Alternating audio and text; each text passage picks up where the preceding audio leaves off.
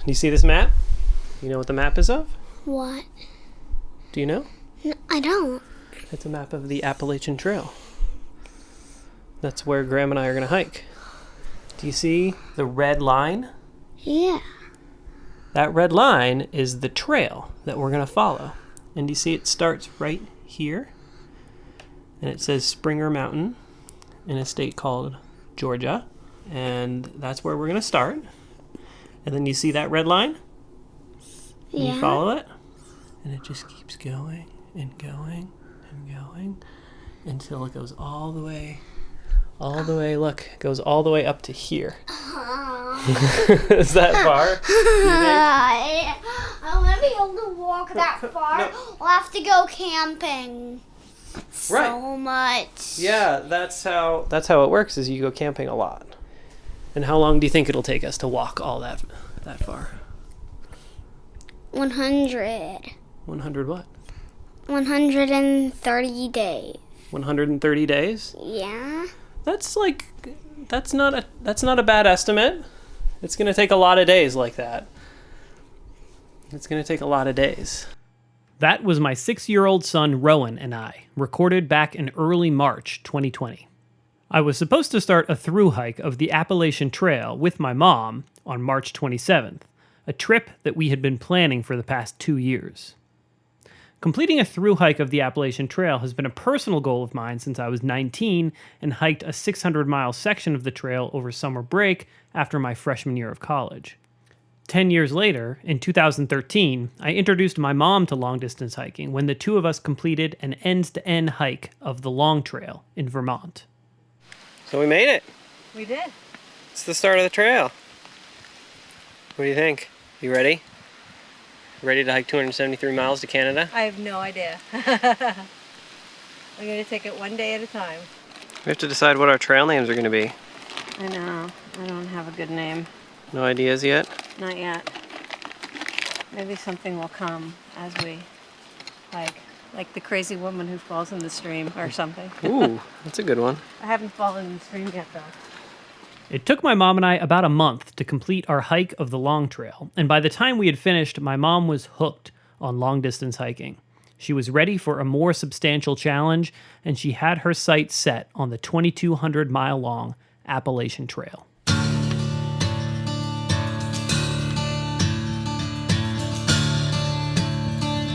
You're listening to Common Land, a podcast series produced by the Wild Lens Collective and Radio Boise. I'm Matt Podolsky. Common Land tells the creation stories behind protected areas, and you're listening to a special bonus episode, a prequel to our second season of the show, which will be focused on the Appalachian Trail, a narrow band of protected land that stretches over 2,000 miles from Georgia to Maine and descends almost every major mountain peak in the eastern United States.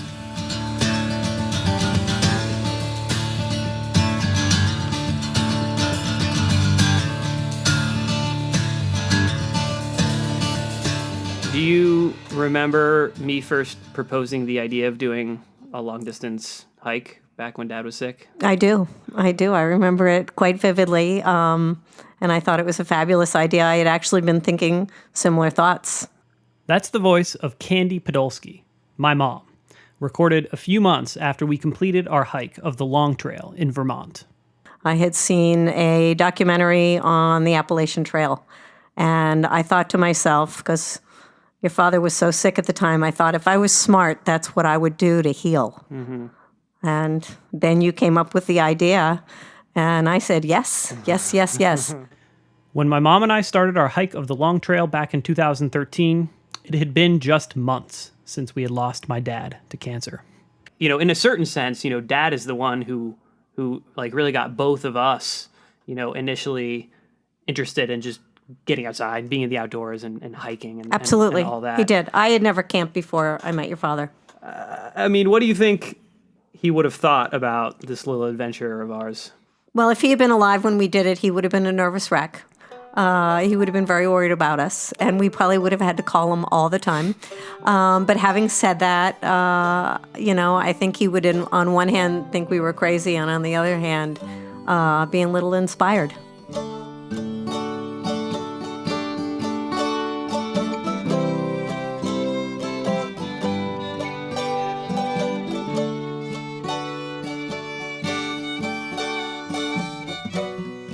mean, what is it about an experience like this that helps overcome grief?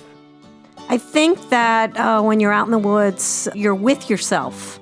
Even if you're hiking with somebody else, you spend a lot of time alone. And I found after your father died that I was constantly busy. I was looking for things to distract my mind from dealing with the difficulty of losing him. You couldn't do that on the trail. You had to deal with it. You had to think about it and to mourn, and then to start thinking about how to heal. Mm. Yeah, I think of it almost as like a form of meditation. Yes, I agree.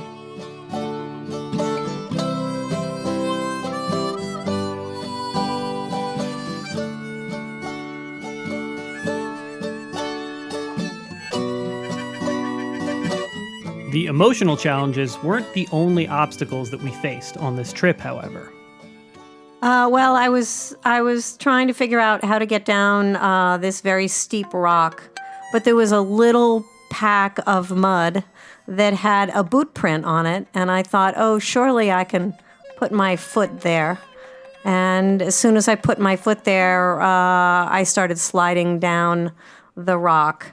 And as I slid down the rock, that foot hit some kind of little bump in the rock, and it jolted my leg in the wrong direction. And I ended up tearing my MCL. And gosh, I was in shock for probably 10 minutes. I just sat there stunned, not knowing what I was going to do next.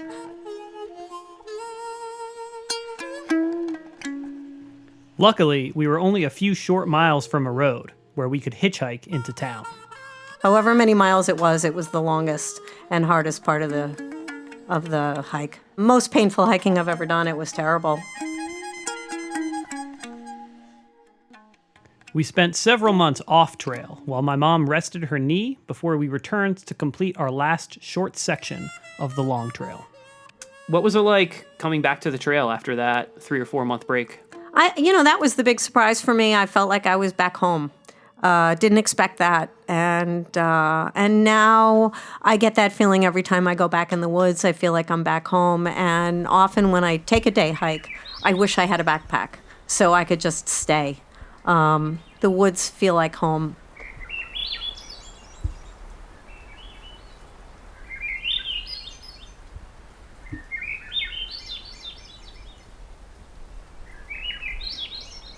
I think it's very empowering because you learn to rely on yourself.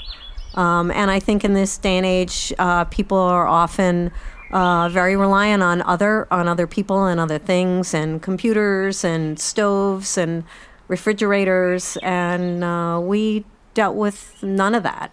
And we dealt with it well. And I don't know, I came out of the experience not only feeling like the woods are home, but also that I feel like a stronger person because of the hike.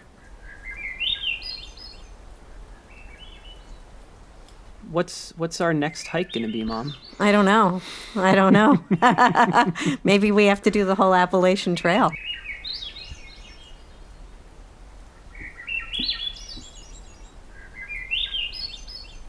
That was about 6 years ago that my mom set her sights on completing a thru-hike of the Appalachian Trail.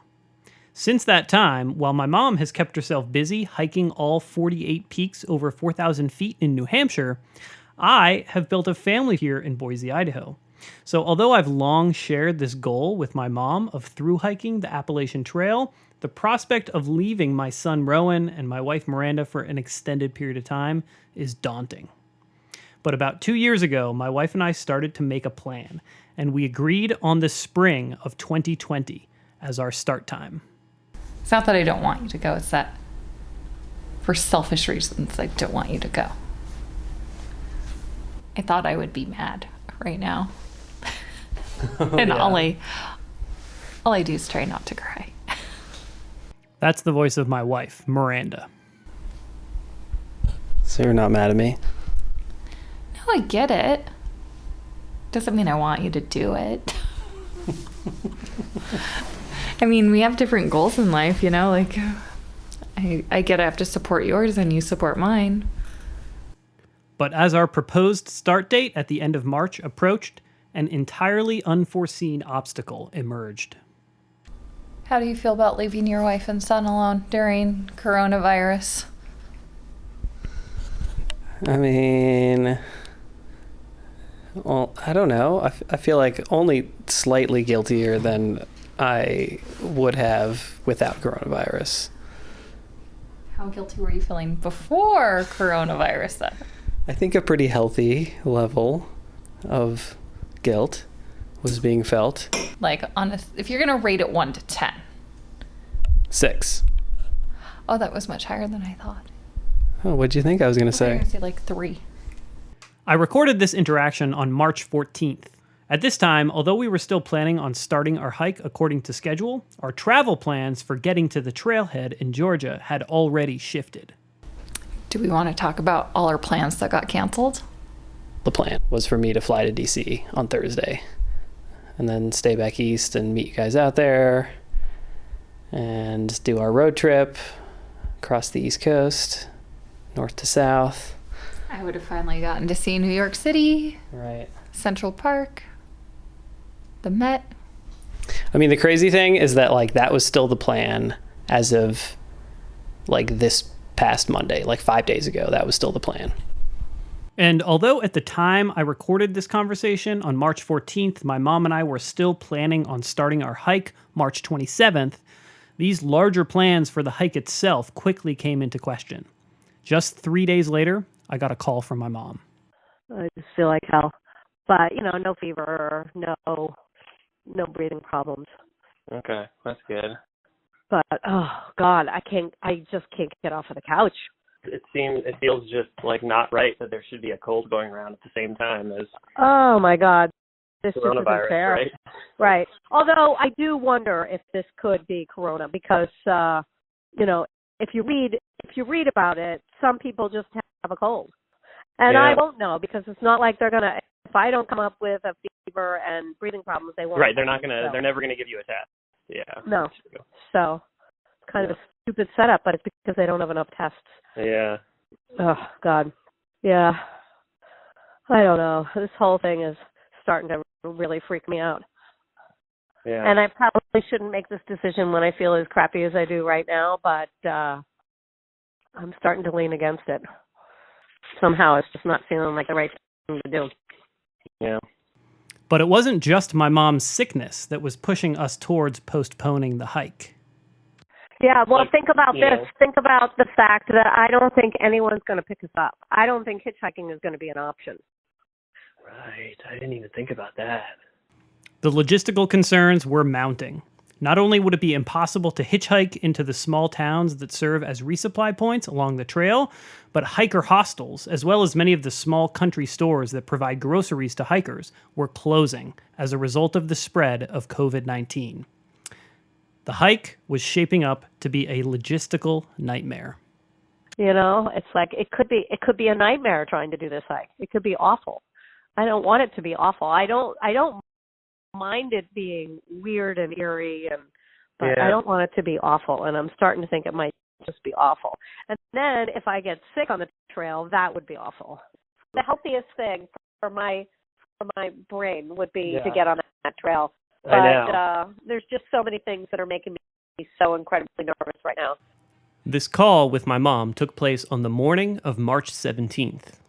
Although it's clear that our concerns were mounting, we hadn't yet decided to postpone the hike. I ended this call with my mom with a promise to do some additional research on how COVID-19 was affecting hikers already on the trail.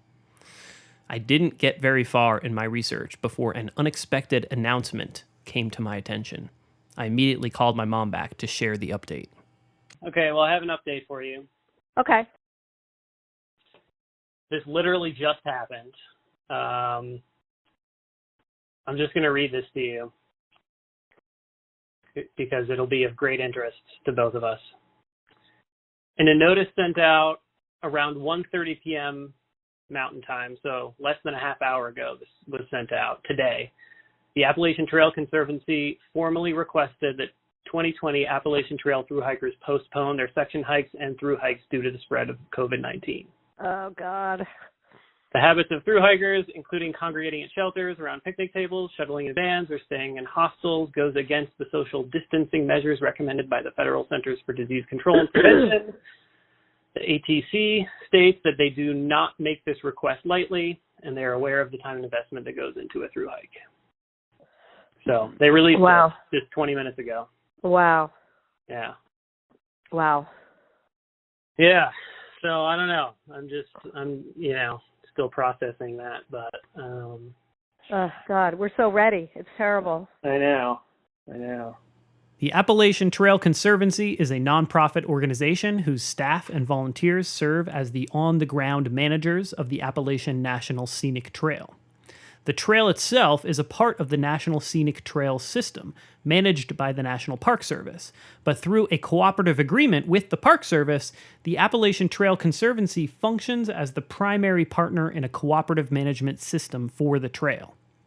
So this announcement, coming from those primarily responsible for managing this 2,200-mile-long ribbon of protected land, sent shockwaves through the long-distance hiking community.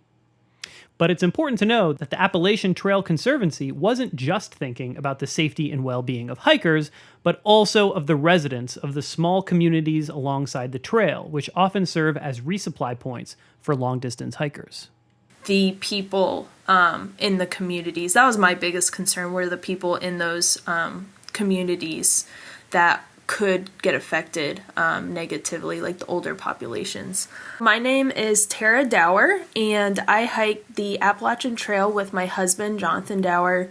I was known as Candy Mama on the trail. There are trail names involved when you hike on the Appalachian Trail. So I was Candy Mama, and my husband was Sheriff. Starting at the beginning of March 2020, Tara became the caretaker of the Appalachian Trailer, a new bunkhouse for long-distance hikers located in Hot Springs, North Carolina, 274 miles from the southern terminus of the trail in Georgia. So it's literally like a mobile home, but we've like redone it to just like revamp it and make it look like a bunkhouse. But literally it's like 10 feet off the trail. So essentially I saw every single hiker or thru-hiker that came through Hot Springs in that month of March.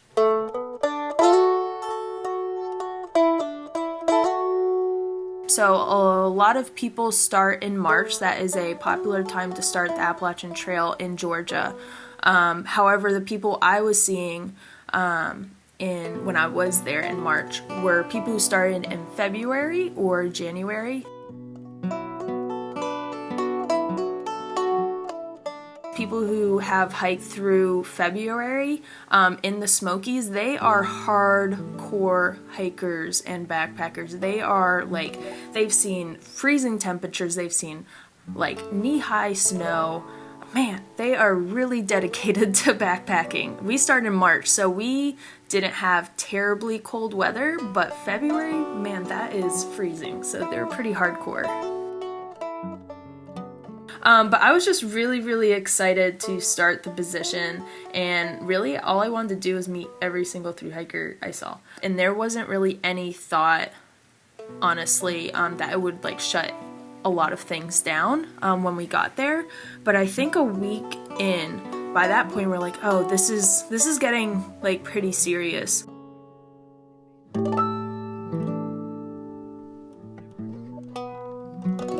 Once coronavirus started becoming an aspect of the trail, I thought to do the updates. Hey everyone, it is Candy Mama here. So I am back again with another thru-hiker interview, and I have another coronavirus COVID-19 update for any thru-hikers, hikers, outdoorsy people out there.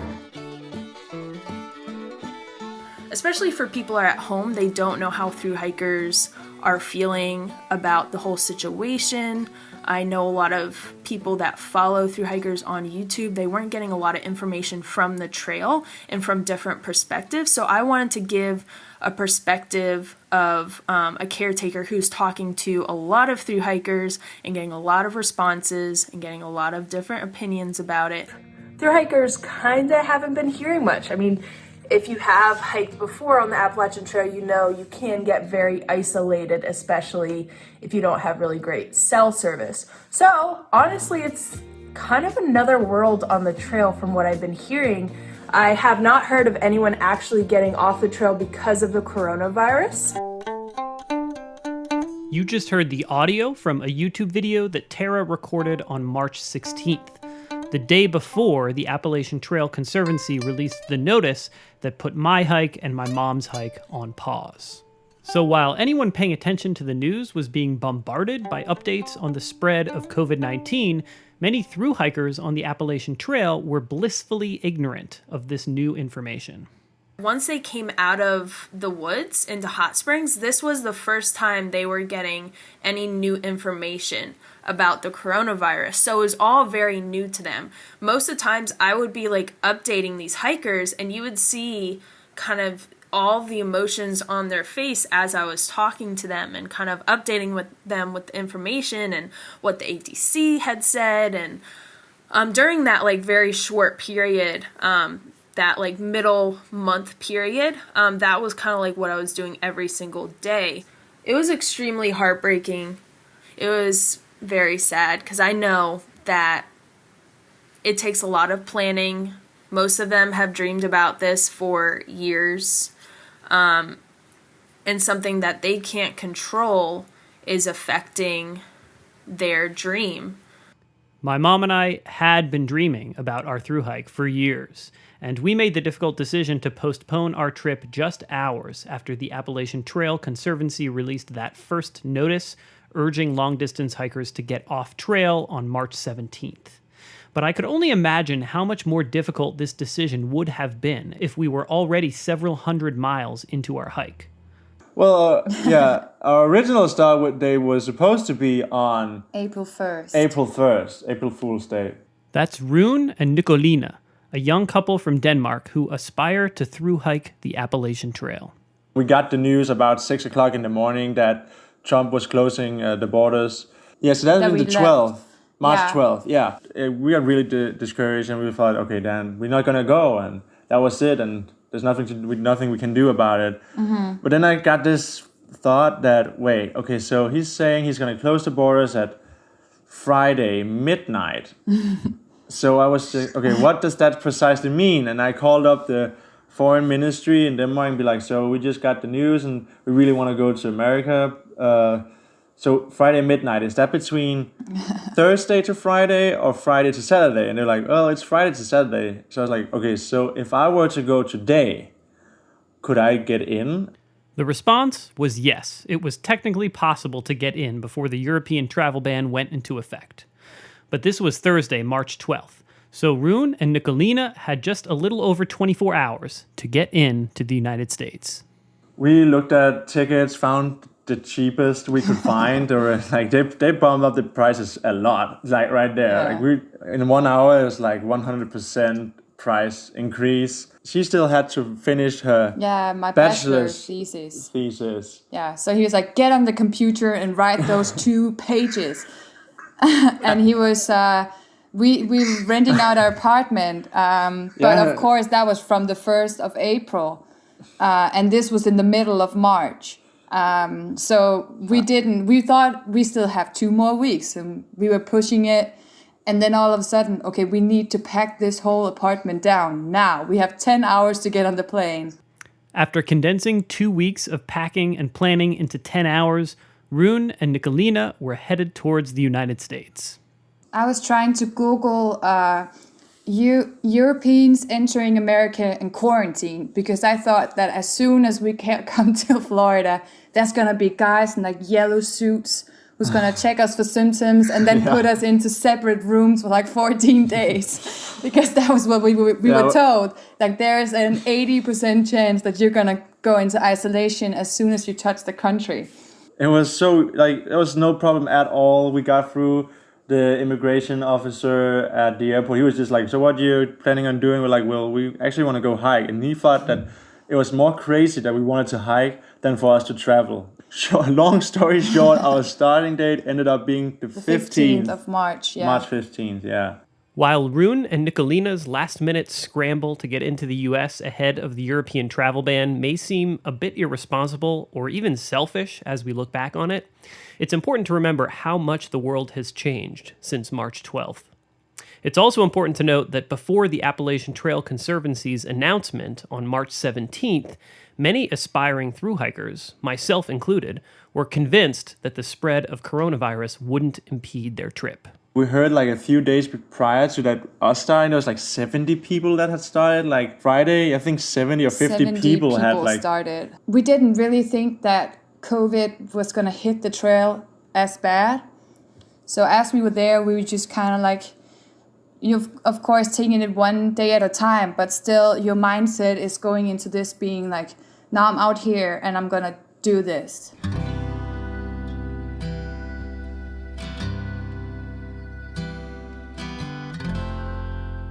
We got the email that told hikers to postpone their hike.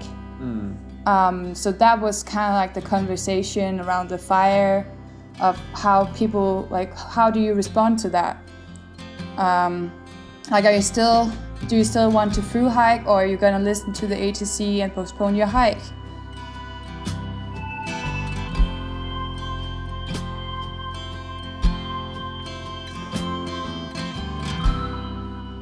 Tara Dower, aka Candy Mama, shares her reaction to the March 17th statement from the Appalachian Trail Conservancy. For a lot of people, when they read that and when I read that, there was still hope. Like, people were still hoping that they could continue on. This first notice from the Appalachian Trail Conservancy on March 17th initiated a debate within the long-distance hiking community. It was an intense place to be.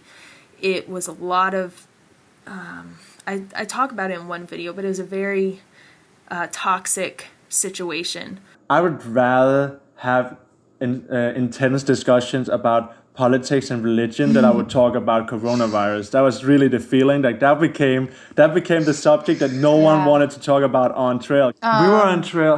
First of all, you need to figure out how many days were we on trail. We were on trail from the 15th. 12 days. And we got off. Yeah, we got off the 27th. 27th. We crossed the border to North Carolina, made the 100 mile.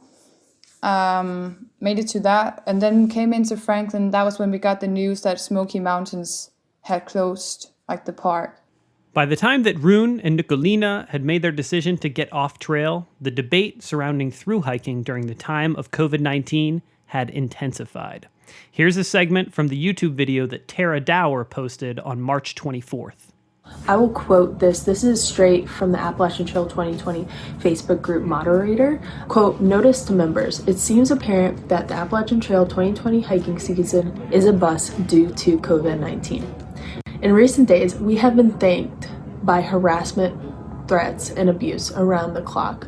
We have spent hours dealing with squabbles, needless reported posts, etc. I never imagined the level of hatred and abuse that hikers were capable of towards one another.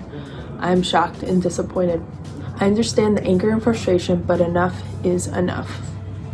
Those of you who are still on the trail need to go home, end quote. You guys know my view, like I do feel like a lot of them should go home. But then again, I'm hearing what they're having to say and it breaks my heart because many of them have nowhere to go. They have put their lives on hold and sold a lot of things, including their home, and just to make thru-hiking a possibility. And then I remember one of my last interviews with Nahamsha, and she had gotten a lot of attention for her video. She was already pretty popular on social media, on YouTube. So a lot of people were seeing her videos, and she delayed her videos. So she'd post a video like a week later. So people were seeing she was still on trail. She wasn't even talking about the coronavirus, and people got so mad at her and were being so toxic and just so mean. So what kind of comments have you gotten about you hiking? I know that you have told me a little bit about that, but what kind of comments have you gotten? A lot of people have seemed to just copy and pasted the ATC's recommendation to get off trail. Like, I've never seen it before. Yeah. But obviously I know what the ATC is saying. But I'm still getting a lot of positive comments of people saying, like, keep pushing, like, you got this. So I want to say it's like half and half at the moment. Some people are very strongly opinionated either way. Yeah, especially online. Yeah, people are just telling me to get off trail, but it's easier said than done. Like, I still live thousands of miles away. Right. And I can't just hop in a car and go home. Like, it takes planning. Yeah. There's places I don't want to go, like airports and shuttles, and everything's a risk. Taylor, aka New Hampshire hiker, couldn't have said this better. Everything is a risk. Hundreds of people had already begun their thru hikes by the time the Appalachian Trail Conservancy started recommending that folks get off trail. And in order to follow these recommendations, hikers were forced to put themselves at greater risk to get back home.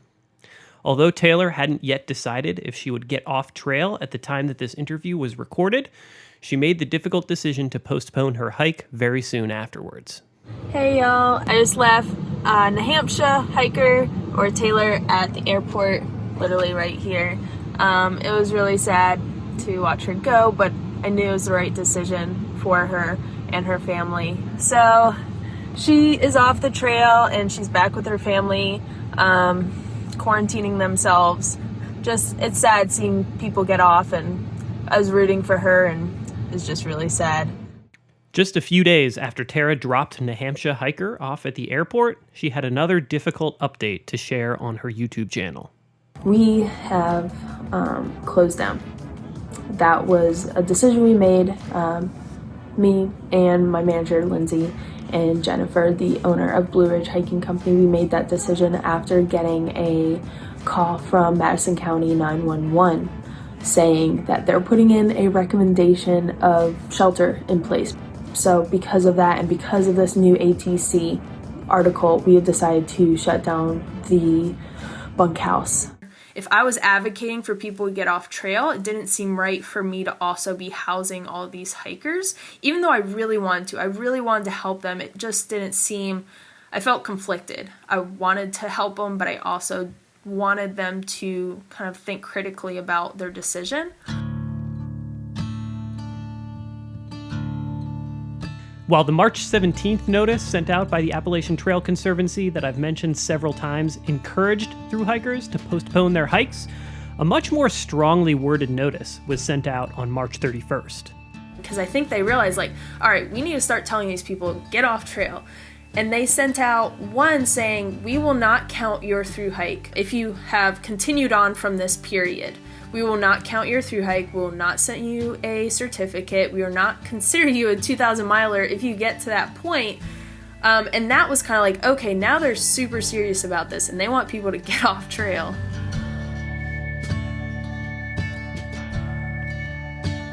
The day after this notice was sent out to thru hikers and other trail users, the Appalachian Trail Conservancy took another, even more dramatic step to slow the spread of COVID-19.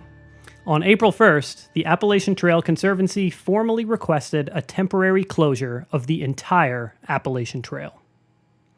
This formal request was sent to the Department of the Interior, the government agency that oversees the National Park Service, which is responsible for the management of the Appalachian Trail's protected land.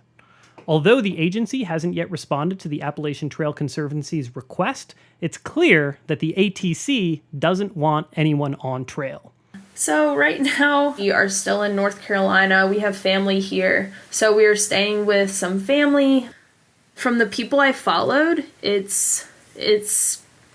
all of them are off. Everyone that was following, everyone that was staying at the bunkhouse, they're all off. But while some hikers have already reset their sights on a 2021 thru hike, others refuse to give up on the 2020 hiking season. The mindset we had was, if we stay here, maybe we have there's still a chance. A chance to just do parts of the trail, like section hike some parts of the trail. After Rune and Nicolina got off trail on March 27th, a fellow thru hiker and her husband reached out with a very generous offer. So he was so kind to let us stay here, like, for free, and they actually also cook us dinner once in a while. It's just like, they're such nice people. I'm so grateful. So we've just been so lucky so far that so many people have been reaching out and trying to help out. It's with our been the situation. kindness of people during these times. Like, because so many people are talking about how awful everyone is online, and that is true. If you go on the Facebook groups, people are going to be media, social media, awful. But I've been so lucky that only really nice people have been reaching out to me. Mm-hmm. After hearing about all the contention and nastiness that has spread throughout the long-distance hiking community online, it was extremely refreshing to hear about the kindness that Rune and Nicolina have experienced. Like your own kind of family here that can help you out now, because we got here and we had nothing. I mean, we didn't know anyone in the proximity of the trail, and now I feel like we know people like who lives all along the trail who's been like, oh, if you get stuck here, I can come pick you up. So it's definitely a completely different situation for us at least. And over the past few weeks, Rune and Nicolina have been developing a plan with the family they've been staying with to get back on trail. The family here owns an RV. Rick, who's not hiking, he will meet us at least once a week at trailheads with the RV, and he will help us do resupply stuff so we don't have to come in contact with a lot of people, and also we don't have to sleep at hostels.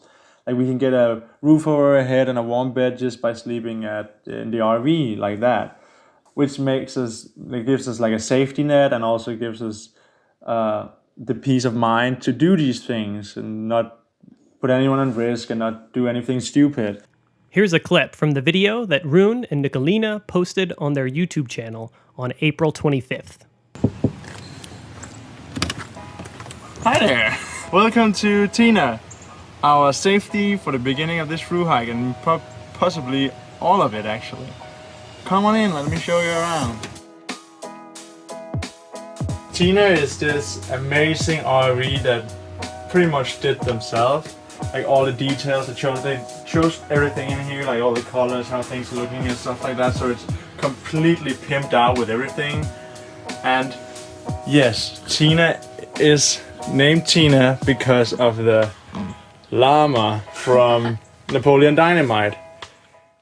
It's going to be interesting here on May 1st, because if you still on the AT Facebook group, it seems like a lot of people are getting back. There's a lot of people planning on going back May 1st, actually. Yeah.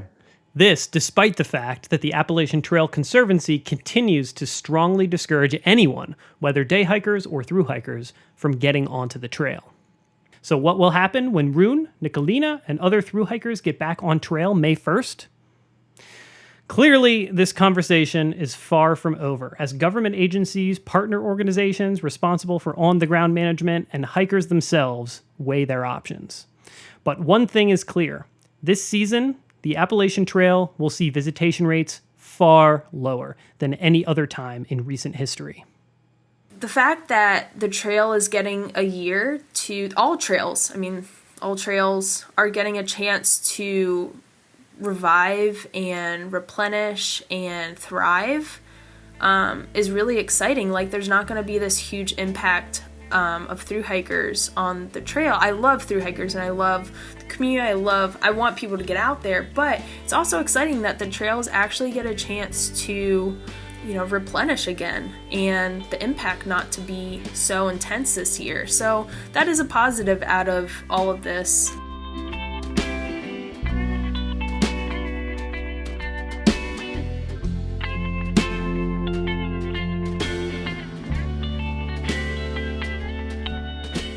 We concluded our first season of Common Land by highlighting the uncertainty associated with this current moment in history.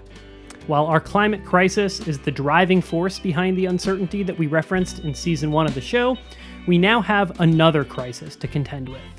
And this new crisis that has emerged over the spread of COVID-19 is not separate from the climate crisis, but is interwoven, complicating the task of fighting for a stable climate and a stable future for humanity and our planet. But our current situation also presents us with an opportunity to learn from our collective societal reaction to this pandemic. So let's be kind to one another, listen to the perspectives of others, and work together to develop new ideas for managing our protected lands during this time of overlapping crises.